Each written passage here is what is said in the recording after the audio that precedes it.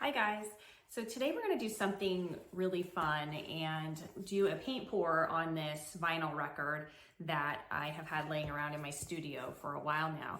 And I've seen people take these and do acrylic pours on them and then turn them into really cool looking clocks. So we're going to try that out today. And I know I might get some flack from some people who are concerned that I'm ruining this ancient form of music and they don't mass produce these anymore and how could I? But I will say I obtained this particular record when I was staying at a hotel that, let's just say, has an affinity for rock music.